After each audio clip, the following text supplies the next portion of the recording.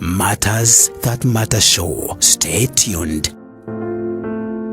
Ladies and gentlemen, welcome. Many thanks for joining our broadcast in our show Matters That Matter. My name is Kerry Prestige. With me is my guest, a political analyst, Kenyan political analyst in America, Favor Madhai. And today we have some things that happened. First of all, you can say hi to our listeners. I was wondering whether you forgot to say hi to me. I'm burning. I'm burning because of the issues that I have that we are about to discuss. That's okay. That's okay. I think I can understand. Yeah. Our viewers, I greet you all. We are fine here wherever we are. We are doing well by the grace of God. Winter is getting colder and colder each and every day. But we thank God, we are still surviving. And I hope that you have had a good week, and I hope that the show is going to be of great benefit to you. Thank you. Azimio divorce, that it's coming so soon. Did you expect that? Of course, we have talked about the divorce of Azimio before, and we said it will happen. Yeah. But nobody in his wildest dreams would have thought that it would come so soon. Yeah. We thought that maybe it is after 1 or 2 years, 3 years down the line as we approach the next election. Yeah. But now it has surprised everybody. It has come barely 3 months after the election. That is too soon. Yeah. But anyway, it was meant to be. And I want to say that in Azimio, there is no Azimio without Jubilee. Jubilee is the one that makes Azimio be called Azimio. And if you can remember, even Kalonzo coming to Azimio, it was mainly because he was persuaded by the former President Uhuru Kenyatta. So basically, what it means is that it's going to be noisy, it's going to be messy, but anyway, it is characteristics of Raila and his ODM party. Every time after the election, he must betray the people that went into the election with him. He must betray his partners. Yeah. If you remember, he first of all started by betraying Kalonzo in 2007. Yeah. And even called him watermelon. Yeah. And even portrayed like it is Kalonzo that had betrayed him. Whereas it is him that had betrayed Kalonzo Musyoka. Yeah. Actually, he cheated Kalonzo. Yeah. He had agreed with Kalonzo that he was going to support Kalonzo in the 2007 election. But when it came to that point, he then changed mind. Yeah. And he decided to run and to compete against Kibaki. Yeah. And there was a fallout between him and Kalonzo. Yeah. Because he did not keep the part of his bargain. Then you remember that 2013, then he ran into that election in 2007 with something that was called Pentagon. Yeah.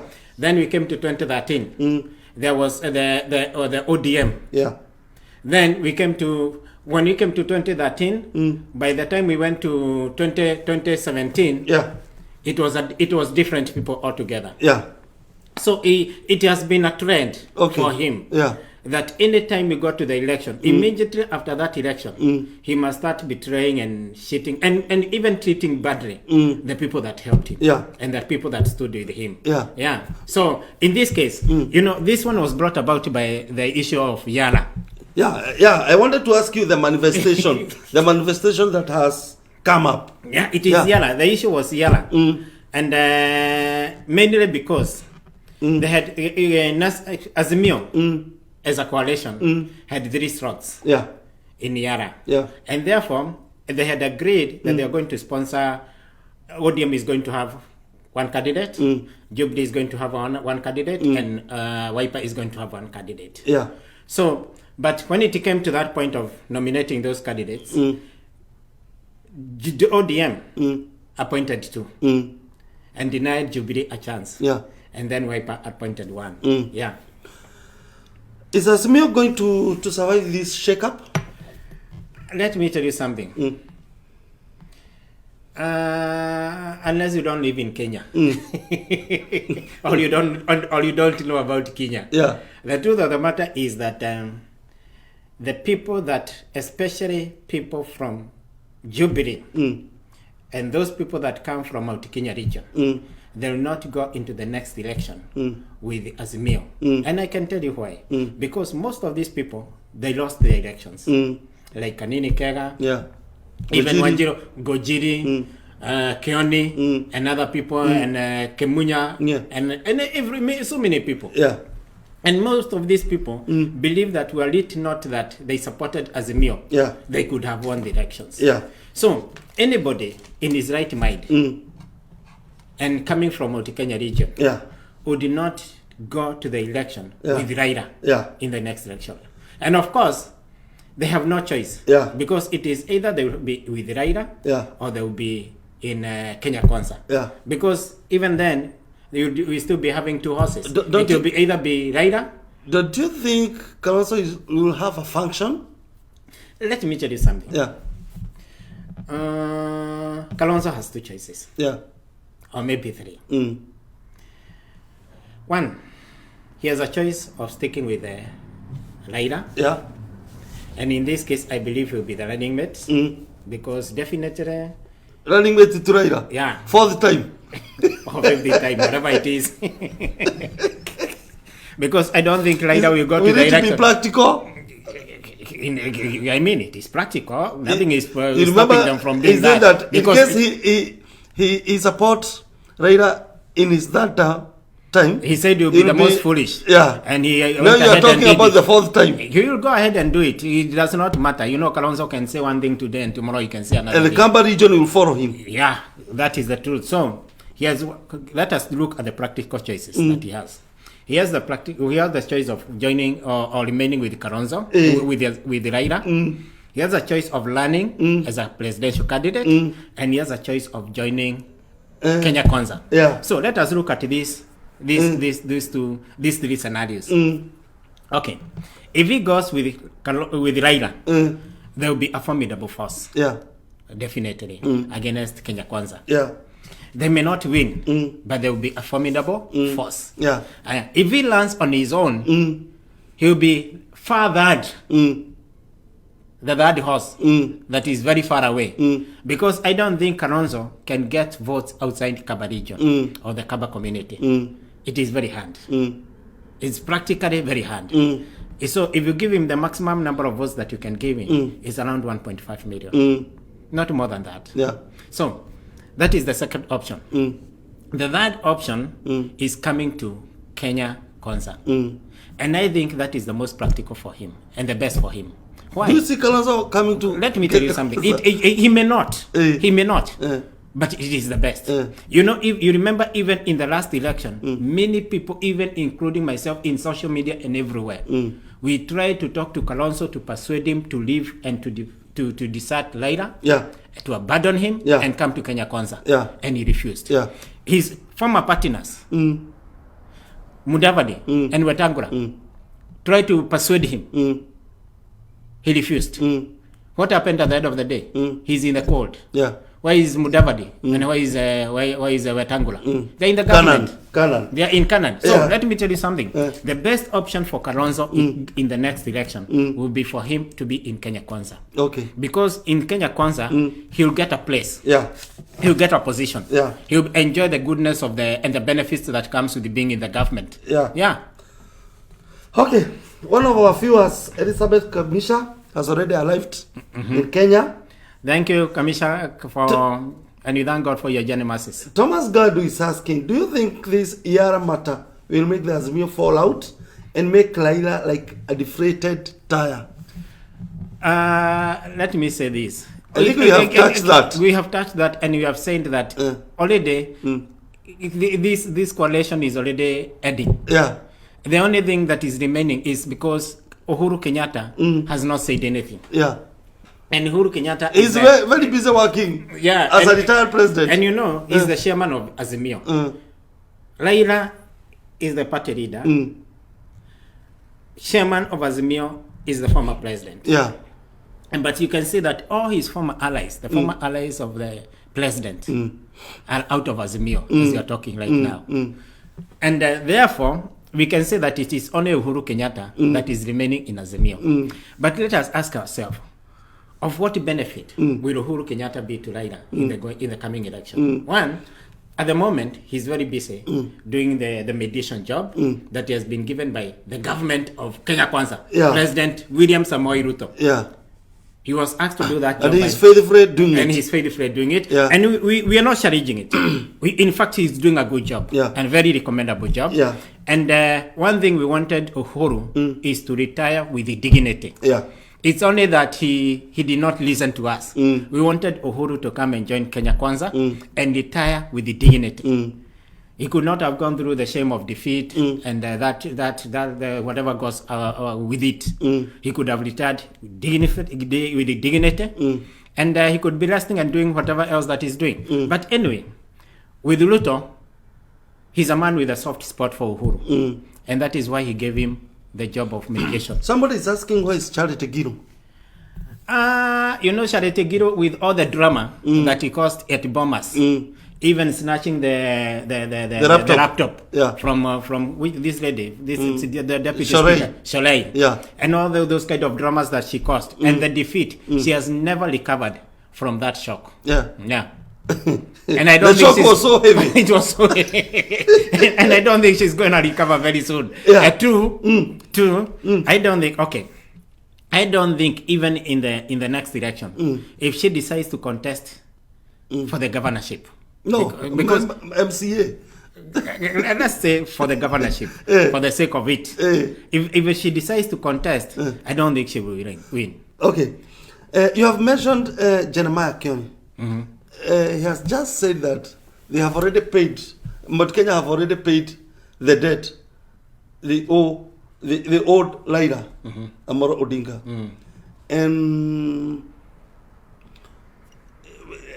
remember, he's the Secretary General of Jubilee. Yeah. Now the Secretary General of ODM, Sifuna, responded that we agreed that you will deliver 40%. Now you delivered, because 40% was 2.4 million, but Jubilee delivered, Mount Kenya delivered 1.2 million to Raila.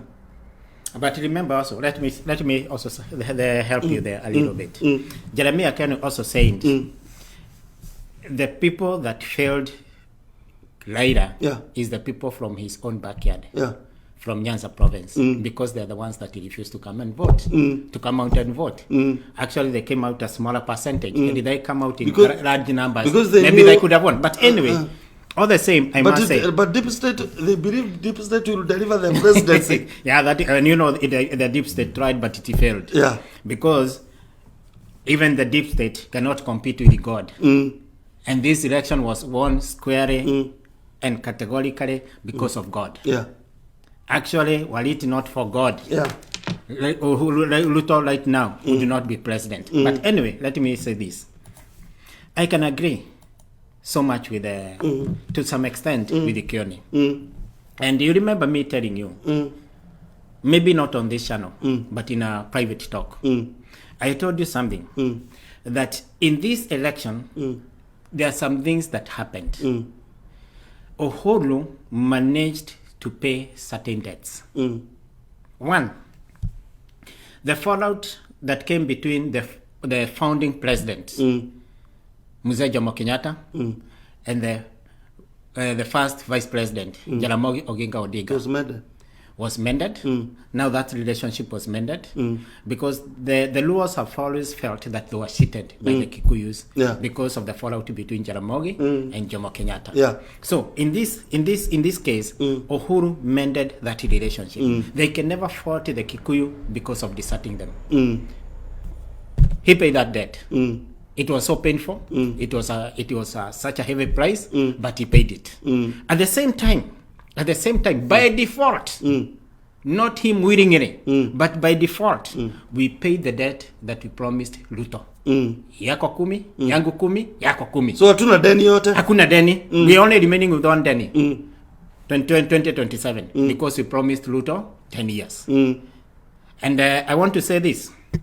So as far as that is concerned, so in case that debt is paid. So we don't owe the Luos anything. So in case Mount Kenya re-elects Ruto, We'll be clean. We'll be clean. Yeah. We'll be clean. And let me tell you something. Kikuyus are not going back on that promise. Leave alone whatever people are saying because you have like Mutahi Gonyi saying that in the next election, Ruto will go with the Mudavadi as the running mate. I don't think so. Okay. And it cannot happen in Kenya. Okay, there was this Yala thing, and Gachagua said that he's the one who made Kanini Kega to be elected. Of course, yes. Yeah. Of course, yes. Do you think Kenya Kwanza is causing this? You know, the mess and the noise in Azimio? Let me tell you something. You know, it is something that came by default again. Yeah. That was not the intended purpose. Yeah. It is something that was born out of something. Yeah. Because finally, what happened is that you remember Ruto called the parliamentary group meeting and Azimio members, Kenya Kwanza members of parliament, elected members to State House. And they kind of agreed and elected the people. They agreed that in that meeting, the people that they are going to sponsor to Yara. And what happened is that in that, the 5 people that were supposed to be sponsored by Kenya Kwanza, there was nobody. Out of the 5, nobody from Mount Kenya region. Yeah. So what happened? Mount Kenya region felt that they were shortchanged. So when that meeting ended, they went and they grouped.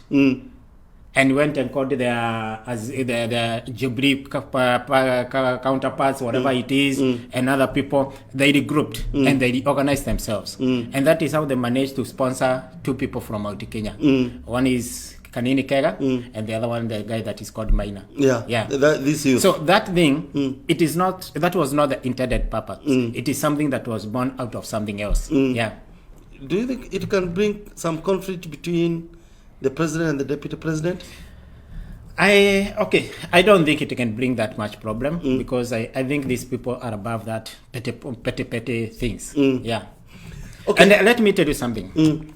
There is a scheme somewhere, especially from the Azimio side, to try and sow seed of discord between the president and the deputy president, and they try to magnify small things to look like a big mountain. And these are designed to create seeds of discord so that they can start the way they did during Jubilee second term. Yeah, that is the same thing. Yeah. But let me tell you something. They're going to fail because these people have been there in the past. They already know that route very well. Yeah. Do you think Jeremiah Kioni is seeking sympathy from you know, Kenya Kwanza government? Yeah, that is another thing. I don't think he's seeking sympathy. His statement was born out of frustration and anger because he was thinking and he expected that he was going to be sponsored by the Azimio into Yara. Yeah. Him being the Secretary General. Yeah. And that is why he has been very supportive of Raila and saying that they are going to support Raila all the way, even 2027. And he has been claiming that the election was rigged every opportunity, and he could tell anybody, whoever dared to listen or cared to listen. Hope deferred makes the heart sick. Yeah. So once he was not appointed, I think he felt bad. And that is how he reacted angrily against Azimio. In few words, before we go for a short break, where do we expect Azimio in the next 6 months? Or there will be nothing like Azimio in 6 months? Let me say, you already know that the deputy president, Ligeji, has already said that he has given himself up to December to have made everybody in Jubilee, especially those from Mount Kenya region, to cross over to UDA or to Kenya Kwanza. So if you say about 6 months, 6 months is too long.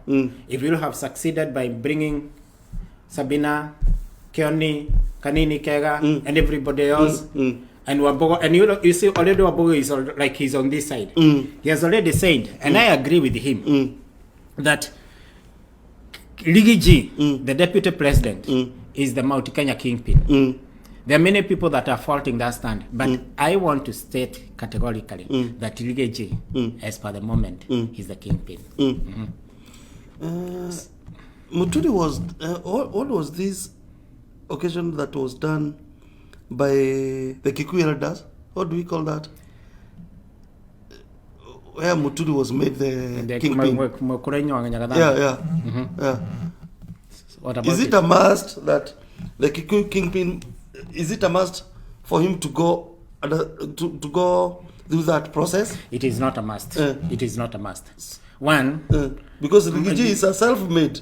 It's like a self-made. Yeah, he's a self-made kingpin because he does not come from a big family. Two, he was only a first-time member of parliament, and then by luck and by God's grace, he rose to that position. Do you think Mount Kenya are ready for Rigiji as their kingpin? Yeah, I let me tell you something. It is not whether they are ready or not. He is. He is the king. Okay.